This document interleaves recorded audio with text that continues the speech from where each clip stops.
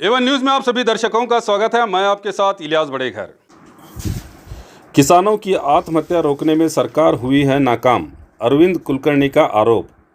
अखंड रैत संघ के बीजापुर जिला जनरल सेक्रेटरी अरविंद कुलकर्णी ने बसवन बागेवाड़ी तालुका के हुइन हिप्परगी ग्राम के प्रतिवन मठ के आवरण में एक प्रेस कॉन्फ्रेंस को संबोधित करते हुए पिछले दिनों जिले के कई हिस्सों में कर्ज के बोझ से किसानों द्वारा की गई आत्महत्याओं का हवाला देते हुए सरकार पर आरोप लगाया कि सरकार किसानों की आत्महत्या को रोकने में नाकाम हुई है। जैसे और भी कई बातें करते हुए किसानों को जल्द से जल्द परिहार देने का सरकार से आग्रह किया। इस अवसर पर हनुमंतराय गुणकी, ईरण्णा हादीमनी, विठल बिरादार, पीजी गोटेद, मल्लू कोलार, विठल बिरादार और यल्लप्पा के अलावा और भी कई लोग मौजूद थे।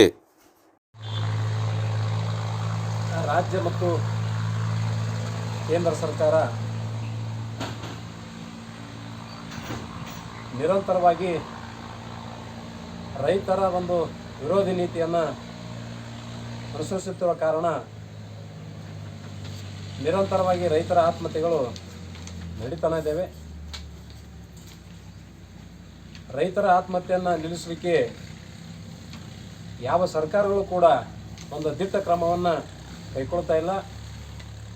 ಒಟ್ಟಾರೆ ರಾಜ್ಯ ಮತ್ತು ಕೇಂದ್ರ ಸರ್ಕಾರಗಳು ರೈತರ ಆತ್ಮಹತ್ಯೆಯನ್ನು ತಡೆಗಟ್ಟುವಲ್ಲಿ ಸಂಪೂರ್ಣ ವಿಫಲವಾಗಿವೆ.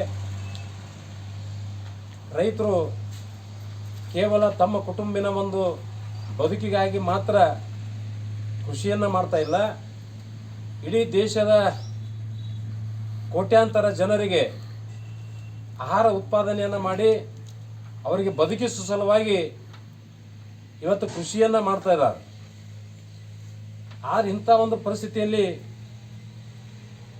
ರೈತರಿಗೆ ಸರ್ಕಾರಗಳು ನೆರವಿಗೆ ಬರದೆ ಕೇವಲ ತಮ್ಮ ರಾಜಕೀಯ ಬೇಳೆಯನ್ನು ಬೇಯಿಸ್ಕೊಳ್ಳೋಕ್ಕೋಸ್ಕರ ಕಚ್ಚಾಟವನ್ನು ಮಾಡ್ತಾ ಇದ್ದಾರೆ ಹೊರತಾಗಿ ಅನ್ನ ಬೆಳೆದು ಕೊಡುವಂಥ ಅನ್ನದಾತನ ಪರಿಸ್ಥಿತಿ ಎಲ್ಲಿಗೆ ಬಂದಿದೆ? ರೈತರು ಯಾಕೆ ಆತ್ಮಹತ್ಯೆ ಮಾಡ್ಕೋತಾರೆ? ರೈತರ ಆತ್ಮಹತ್ಯೆ ನಿಲ್ಲಿಸಲಿಕ್ಕೆ ಏನು ನಾವು ಯೋಜನೆಗಳನ್ನು ರೂಪಿಸಬೇಕು?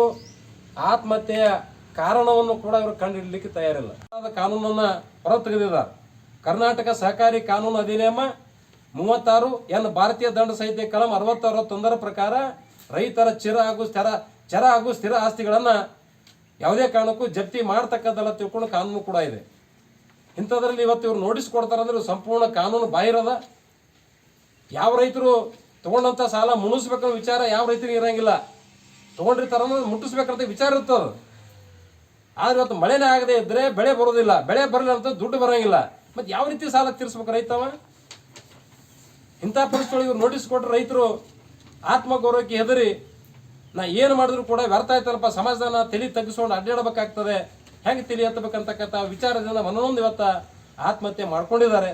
ಇದಕ್ಕೆ ನೇರವಾಗಿ ಈ ಆತ್ಮಹತ್ಯೆಗೆ ಸರ್ಕಾರೇ ಹೊಣೆ ಮತ್ತು ಸರ್ಕಾರನೇ ಕೊಲೆ ಮಾಡಿದಂಥ ರೀತಿ ಇದು.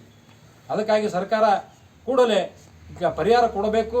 ಇಲ್ಲದೇ ಇದ್ದರೆ ನಾವು ಉಗ್ರವಾದಂಥ ಹೋರಾಟವನ್ನು ನಾವು ಮಾಡಬೇಕಾಗ್ತಕೊಂಡು ಈ ಸಂದರ್ಭದಲ್ಲಿ ರಾಜ್ಯ ಸರ್ಕಾರಕ್ಕೆ ನಾವು ಎಚ್ಚರಿಕೆಯನ್ನು ಕೂಡ ಕೊಡ್ತಾ ಇದ್ದೀವಿ. ತರ್ತಕ್ಕಂಥದ್ದಲ್ಲ. ರೈತರು ಬದುಕಿದ್ರೆ ಈ ದೇಶದ ಜನ ಬದುಕ್ತದ, ಮಂತ್ರಿಗಳು ಬದುಕ್ತಾರೆ. ಅದನ್ನ ಅರ್ಥ ಮಾಡ್ಕೊಳ್ಳಿ ಮೊದಲ. ಯಾರು ನೀವೇನು ದುಡ್ಡು ತಿಂದು ಬದುಕಂಗಿಲ್ಲ.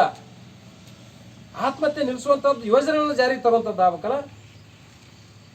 ಏನು ಇವತ್ತ ಬೆಳೆ ಬರಲಾದ ಸಂದರ್ಭದಲ್ಲಿ ರೇಟ್ ಗಗನಕ್ಕೆ ಹೋಗಿರ್ತದೆ. ಅವಾಗ ಗೊತ್ತಿರ್ತದೆ ಎಲ್ಲಿ ಮಾರುಗಳಿಲ್ಲ, ರೈತರಿಲ್ಲ, ಬೆಳೆಗಳಿಲ್ಲ, ಜಮೀನು ಬೆಲೆ ಅದಾವು, ಈ ರೇಟ್ ಕೊಡೋದು. ಹೊಟ್ಟೆ ಹಸ್ತಾಗ ಊಟ ಕೊಟ್ರೆ ಊಟ ತೃಪ್ತಿ ಆಗ್ತದ. ಹೊಟ್ಟೆ ತುಂಬಿದ ನಂತರ ಇವತ್ತು ನೀವು ಅಮೃತ ಕೊಟ್ಟರು ಯಾರೂ ತೊಗೊಳಂಗಿಲ್ಲ. ನಾನು ಮತ್ತು ಜಮೀನಲ್ಲಿ ಬೆಳೆ ಇದ್ದಾಗ ಇವರು ಬೆಂಬಲ ಬೆಲೆ ಘೋಷಣೆ ಮಾಡಿದ್ರೆ ಪ್ರಯೋಜನ ಏನದ? ಕಟಾವು ಮಾಡಿ ಮಾರುಕಟ್ಟೆ ತರುವಂಥ ಸಂದರ್ಭದಲ್ಲಿ ಅದಕ್ಕೆ ನಿಗದಿತ ಒಂದು ಬೆಂಬಲ ಬೆಲೆ ಕೊಟ್ರೆ ರೈತರಿಗೆ ಅನುಕೂಲ ಆಗ್ತದೆ. ಅದನ್ನು ಬಿಟ್ಟು ಇವತ್ತು ತಮ್ಮ ಮನಸ್ಸಿಗೆ ಬಂದಂಗೆ ಬೆಂಬಲ ಬೆಲೆ ಘೋಷಣೆ ಮಾಡಿ ಮಾರುಕಟ್ಟೆಗೆ ಏನು ಮಟೀರಿಯಲ್ಸ್ ಬರ್ತದೆ, ರೈತ ಬೆಳೆದಂಥ ಉತ್ಪನ್ನಗಳ ಬಂದ ಸಂದರ್ಭದಲ್ಲಿ ದಿಢೀರ್ನೆ ಆ ಮಾರುಕಟ್ಟೆಯ ದರವನ್ನು ಇಳಿಸಿದ್ರೆ ರೈತರಿಗೆ ಯಾವ ಲಾಭ ಆಗ್ತದೆ?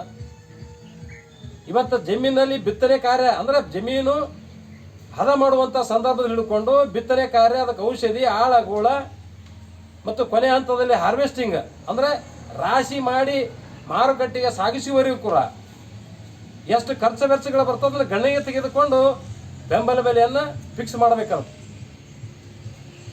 ಅದು ಯಾವುದನ್ನು ಇವರು ಮಾಡದೇ ಸುಮ್ಮನೆ ರೈತರಿಗೆ ಅಪಾದನೆ ಕೊಟ್ಕೊತ ಹೋಗೋದು ಇದು ಸರ್ಕಾರಗಳ ಒಂದು ರೈತ ವಿರೋಧಿ ನೀತಿಯನ್ನು ಎತ್ತಿ ತೋರಿಸ್ತಾ ಇದೆ. ಆ ಕಾರಣಕ್ಕಾಗಿ ರೈತರ ಒಂದು ಆತ್ಮಹತ್ಯೆಯನ್ನು ತಡೆಗಟ್ಟುವಲ್ಲಿ ಏನಾದರೂ ರೈತರಿಗೆ ಒಂದು ಶಾಶ್ವತ ಯೋಜನೆಯನ್ನು ರೂಪಿಸುವಂಥದ್ದಾಗಬೇಕು ಸರ್ಕಾರ. ಮೊನ್ನಿನ ದಿವಸ ತಿಕೋಟ ಪಟ್ಟಣದಲ್ಲಿ ಒಬ್ಬ ರೈತ ಆತ್ಮಹತ್ಯೆ ಮಾಡಿಕೊಂಡ. ಸಾಸಾಬಾಳ ತಾಲೂಕಿನ ಸಿಂದಗಿ ತಾಲೂಕಿನ ಸಾಸಾಬಾಳ ಗ್ರಾಮದ ರೈತ ನಿಂಗನಗೌಡ ಬಿರಾದ ತಿಕ್ಕೊಂಡು ಮತ್ತು ತಿಕೋಟ ತಾಲೂಕಿನಲ್ಲಿ ಅರವಿಂದ್ ಮೋಳೆ ಅಂತಕ್ಕಂಥವ್ರು ಆ ನಿನ್ನಿನ ದಿವಸ ಹುಯಿನಿಪ್ರಿಗೆಯಲ್ಲಿ ಶರಣಗೌಡ ಭೀಮನಗೌಡ ನಾಡಗೌಡ ಅಂತಕ್ಕಂಥ ಒಬ್ಬ ರೈತ ಆತ್ಮಹತ್ಯೆ ಮಾಡ್ಕೊಂಡಿದ್ದಾರೆ. ಇದಕ್ಕೆ ಕಾರಣ ಅಂತಂದರೆ ಸಾಲ ಪಡೆದುಕೊಂಡಂಥ ಬ್ಯಾಂಕಿನಿಂದ ಅಂದರೆ ಕೆನರಾ ಬ್ಯಾಂಕಿನಿಂದ ಹುಯಿನಿಪ್ರಿಗೆ ಕೆನರಾ ಬ್ಯಾಂಕಿನಿಂದ ನೋಟಿಸ್ ಕೊಟ್ಟಿದ್ದಾರೆ ಶರಣಗೌಡ ಅಂತಕ್ಕಂಥ ರೈತನಿಗೆ. ಅವರಿಗೆ ಕೋರ್ಟ್ಗೆ ಹಾಕಿದ್ದಾರೆ ರೈತನಿಗೆ ಸಾಲ ಮರುಪಾವತಿ ಮಾಡೋ ಸಲುವಾಗಿ. ಮತ್ತು ಇಂಥ ಒಂದು ನೋಟಿಸ್ ಕಳಿಸಿದ್ರೆ ರೈತ ಜೀವನದಲ್ಲಿ ಜೀವಚ್ಛೆ ಮಾಡಿಕೊಂಡು ನಾ ಏನೆಲ್ಲ ಬೆಳೆದು ಇವತ್ತು ಕೃಷಿ ಮಾಡಿದ್ರೆ ಬೆಳೆ ಬರಲಿಲ್ಲ ಅಂತಂದ್ರೆ ಬ್ಯಾಂಕಿಂದ ಸಾಲ ತಂದು ಅಲ್ಲೇ ಕೂತು ಮತ್ತು ಬ್ಯಾಂಕಿನವ್ರು ಸಾಲ ನೋಟಿಸ್ ಕೊಡಿಸಿದ್ದಾರೆ. ಮತ್ತು ನನ್ನ ಮನೆತನದ ಗೌರವ ಏನು ಉಳಿತು, ಬೀದಿ ಪಾಲಿಗೆ ಬಂತು, ಇನ್ನು ಇದ್ರೆ ಏನು ಸ್ವಾರ್ಥಕ ತಿಕ್ಕೊಂಡು ಹೇಳಿ ಇವತ್ತು ಹೆಂಡತಿ ಮಕ್ಕಳನ್ನು ಬೀದಿಗೆ ತಂದು ಇವತ್ತು ಅವ್ರ ಆತ್ಮಹತ್ಯೆ ಮಾಡ್ಕೊಂಡಿದ್ದಾರೆ. ಇದು ರೈತನ ಆತ್ಮಹತ್ಯೆ, ಅವ ಮಾಡ್ಕೊಡೋಂಥ ಆತ್ಮಹತ್ಯೆ ಅಲ್ಲ, ಸರ್ಕಾರನೇ ರೈತನ ಕೊಲೆ ಮಾಡ್ಲಿಕ್ಕೆ ಹೊರಟಿದೆ. ಇವತ್ತಿನ ದಿವಸ ಕೊಲೆ ಮಾಡ್ದಂಗೆ ಇದು, ರೈತರು ಕೊಲೆ ಮಾಡ್ದಂಗೆ. ಯಾಕೆ ಈ ಮಾತನ್ನು ಹೇಳ್ಬೇಕಂದ್ರೆ ರೈತರು ಬೆಳೆದಿರ್ತಕ್ಕಂಥ ಬೆಳೆಗಳಿಗೆ ವೈಜ್ಞಾನಿಕ ನ್ಯಾಯಸಮ್ಮತವಾಗಿರ್ತಕ್ಕಂಥ ಬೆಲೆಯನ್ನು ನಿಗದಿ ಮಾಡೋ ಸಲುವಾಗಿ ಇವತ್ತು ರೈತರ ಆತ್ಮಹತ್ಯೆಗೆ ಇಳಿದಿದ್ದಾರೆ. ಜೀವನ ಅಂತಂದ್ರೆ ಏನು ವಾಪಸ್ ಬರುವಂಥದ್ದಲ್ಲ. ಬೇಡಪ್ಪ ಇವತ್ತು ಸತ್ತಾನ ಮತ್ತು ಇನ್ನೊಂದು 10 ವರ್ಷ ಬಿಟ್ಟು ಹುಡ್ತಾನ ಅನ್ನಂಗಿಲ್ಲ. ಯಾಕೆ ಆತ್ಮಹತ್ಯೆ ಮಾಡ್ಕೊತಾನೆ ಅದಕ್ಕೆ ಮೂಲ ಕಾರಣ ಅಂತಕ್ಕಂಥದ್ದು ಇವತ್ತು ಕಂಡು ಹಿಡಿದಕ್ಕೆ ಆಗ್ಲಿಕ್ಕಂದ್ರೆ ಇವ್ರು ಯಾಕೆ ಬೇಕ್ರಿ ಆಡಳಿತಕ್ಕೆ? ದೇಶದಕ್ಕೆ ಅನ್ನ ಬೆಳೆದು ಕೊಡ್ತಕ್ಕಂಥ ರೈತನ ಸಾಲ ಮನ್ನಾ ಮಾಡಂತಂದ್ರೆ ಇಲ್ಲ ಸಲದವ್ರ ಕತೆ ಕಟ್ತಾರೆ. ರೈತರು ಸಾಲ ಮನ್ನಾ ಮಾಡಿದ್ರೆ ಅವರು ಇದೇ ರೂಢಿ ಬೀಳ್ತದ, ಸಾಲ ಮನ್ನಾ ಮಾಡಿಕ್ಕಾಗಿಲ್ಲ. ಇದರಿಂದ ದೇಶದ ಆರ್ಥಿಕ ಪರಿಸ್ಥಿತಿ ಕುಸಿತ ತಿಳ್ಕೊಂಡು ಹಲವಾರು ಕೇಂದ್ರದ ಮಂತ್ರಿ, ರಾಜ್ಯದ ಮಂತ್ರಿಗಳು ಬಂಬಡ ಮಾಡಿದ್ರು. ಅದೇ ಇವತ್ತು ದೇಶದ ಉದ್ದಿಮೆದಾರರು ಅಂಬಾನಿ ಮನೆತನಕ್ಕೆ ಏನು ಸಾಲ ಇರ್ತದ ಅವರಿಗೆಲ್ಲ ಸಾಲ ಸಂಪೂರ್ಣ ಮನ್ನಾ ಮಾಡಿದಾರೆ, ಕೋಟ್ಯಾಂತರ ಸಾಲವನ್ನು. ಇವತ್ತು ಅವ್ರಿಗೆ ಅಂಬಾನಿ, ಅನಿಲ್ ಅಂಬಾನಿ, ಮುಖೇಶ್ ಅಂಬಾನಿ ಅಂತ ಏನು ದೊಡ್ಡ ಉದ್ದಿಮೆದಾರ ಅದಾರಲ್ಲ, ಅವ್ರು ಏನಾದರೂ ಫ್ಯಾಕ್ಟ್ರಿಯಲ್ಲಿ ಜ್ವಾಳ, ಗೋಧಿ, ಕಡ್ಲಿ ಈ ದೇಶದ ಜನತೆ ಬೆಳೆದು ಕೊಡ್ತಾರೆ ಫ್ಯಾಕ್ಟ್ರಿಯಲ್ಲಿ, ಅವರಿಂದ ದೇಶ ಬದುಕ್ತದೋ ಹೆಂಗೆ? ಇವತ್ತು ನಾವು ಆಯ್ಕೆ ಮಾಡಿರ್ತಕ್ಕ ಜನಪ್ರತಿನಿಧಿಗಳು ದೇಶದ ಉದ್ದಿಮೆರ ಸಾಲ ಮನ್ನಾ ಮಾಡಿ ಮುಂಬರ್ತಕ್ಕಂಥ ಚುನಾವಣೆಯಲ್ಲಿ ಅವರು ಸೂಟ್ಕೇಸ್ ಕೋಟ್ಯಾಂತರ ಹಣವನ್ನು ಸೂಟ್ಕೇಸಿಂದ ಅವ್ರ ಮನೆಗೆ ಬರ್ತದಲ್ಲ, ಆ ಕಾರಣಕ್ಕಾಗಿ ಸಾಲ ಮನ್ನಾ ಮಾಡ್ತಾ ಇದ್ದಾರೆ.